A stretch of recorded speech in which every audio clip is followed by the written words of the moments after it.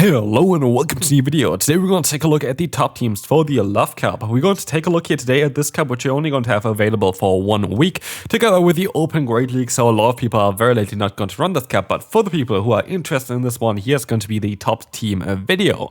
This is going to only allow you to run a pink and red Pokemon, which is very much unique and very much interesting. So let's take a look, of course, at the top teams, but also at the meta first. And of course, if you haven't subscribed to this channel yet, feel free to subscribe, and let's move on to the first one, which is going to be, of course, the meta. The meta is going to be very interesting for this one because it's not based on any type, it's not based on any generation, it is based on what color those Pokemon have in the Pokédex entry. There are basically two different colors here. I think it's pink and red that is allowed. Those are not always going to be what you expect for Pokemon, but for example, Crustle is going to be listed as a red, even though I feel like it's mainly like a brown Pokemon. I don't know, like Solrock is of course a little bit red, but like here's the thing, it's just basically a Pokemon that have that color in the Pokédex entry. Some of them are a little bit questionable, but just generally speaking, yeah, for example, even Milotic is more like this. I don't know, like this is a different color. We're going to see it anyway later. But here we're going to see some more Pokemon that are going to be very solid. Solrock, by the way, is #1 spot, which got access to Weather Ball Fire this season, which is a new addition towards this meta. We have Milotic here as well at #12, which is interesting as like the new water type Pokemon, because usually Alomomola at #30 is going to be a Pokemon that is going to be very, very strong. Otherwise, here we have Morgrem, which actually looks really, really good in this meta, as well as a Talonflame that is only running flying type moves, which is kind of funny. Seaking, which we saw only recently at the EOIC meta, completely dominating and also I think winning it at the end of the day. And that is basically going to be it, because what we see here is there are not a lot of viable Pokemon. We see on the right side already the average ranking is going down quite fast, which means there are only like around 30 Pokemon that you can use, which means also that the teams that you're going to have here today are not that different a lot of times. It's just usually like 1 or 2 different Pokemon, because the meta itself doesn't really give too much there in order to be very creative, at least. Okay, let's take a look here at team #1, where we're going to take a look at, like how is Milotic, for example, a red Pokemon. I would not say that the majority of this Pokemon is red. Of course, you have a little bit at the head, but like you have blue, you have black, you have the skin color tone on this Pokemon way more than the red tone, but it is apparently a red Pokemon. Same goes for Solrock, which is a very good core. It's grafty in the back as well. It's definitely red and not orange and yellow. But as you will see, this is going to be an interesting core. Just generally, Solrock is going to be very solid in this meta, thanks to the fire type coverage that you have on this Pokemon. The fast move that's going to be very solid, just generally speaking. Milotic is a fantastic save-up, which you saw as well in the last meta already. And then we have in the back here the Wormadam, which makes a lot of sense as well, which kind of wants to avoid those fire type Pokemon, which you can definitely do with a rock type as well as a water type, or the Scrafty, both of which are going to be totally fine. I think maybe even the Wormadam is going to be a little bit better, but this is going to be like those top Pokemon off of this meta, which is kind of funny. Next up, team #2, we're going to have a Pokemon that I haven't tried out yet, but I really would like to try out, which is the Galarian Slowking. This Pokemon got buffed so many times recently, as Acid got buffed, Psyshock got buffed, Shadow Ball got buffed. All 3 moves got buffed quite significantly only over the last, I don't know, 1.5 years, which makes this Pokemon so much better nowadays, as we have Licky as our save-up, which is also have the access to the move Shadow Ball, as well as Alomomola, or of course like any of the other top water-type Pokemon over this meta in the back, as you kind of want to have a coverage for those potential ground types. And we see it here as well. On paper, this team is actually really, really good. Yeah, Wormadam apparently is a bit of an issue because you resist the fast moves there, but at the end of the day, quite a neutral matchup for your backline as well, so like it's going to be totally fine. Just lead kind of struggles a little bit against Wormadam, and so we can move on to team #3, where we will see Crustle again. And we're going to see Seaking and Talonflame. We're going to have a double pack backline here. Double pack backline is going to be crucial here in order to deal with, I don't actually know really why you need double pack there, but it is helping. Against Blaziken it helps. Against Blaziken it helps. Just generally, it's a very good coverage scheme here. You're going to have a lead that's going to be good against flying type Pokemon, or just even fire type Pokemon. Like something like a Macago even you're going to be good against. Thanks to the Rock Wrecker and Crustle. Normal Crustle, in my opinion, is better than Shadow Crustle.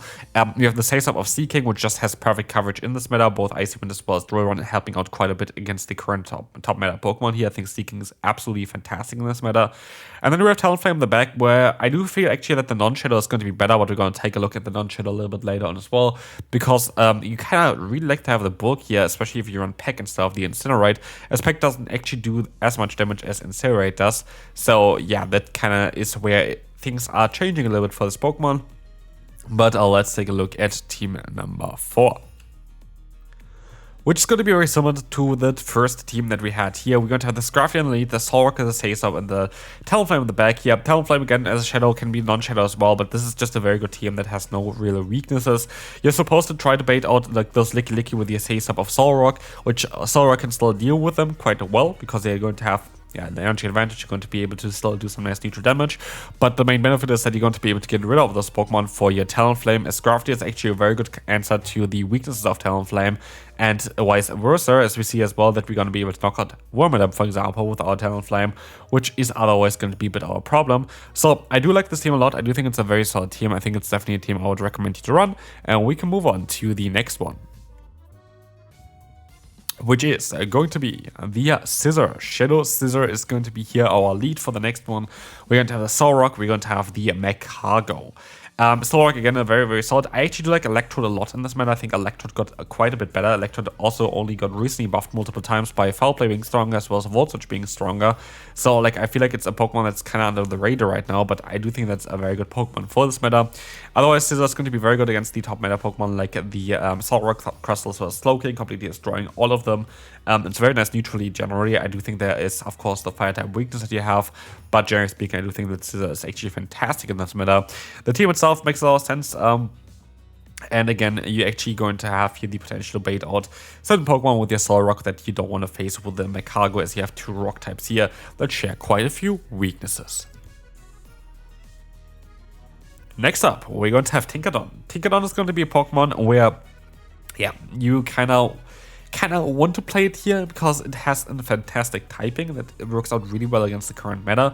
It's a bit risky because there is a bit of fire type coverage in the current meta, which can be a bit tricky for you. You have also Seeking with Drill Run, which can be a bit tricky, but Tinkerdon, only real weakness is fire types, so we have 2 water types, or like the Rollout user as my Say-Up in the back here in order to win this battle for us. This kind of allows you to have a very good matchups against most of the Pokemon. And again here, Electrode is a bit of an issue maybe because you have a water type in the back, but otherwise it's honestly totally fine. So I think it's a fantastic team, and we can move on to the next one.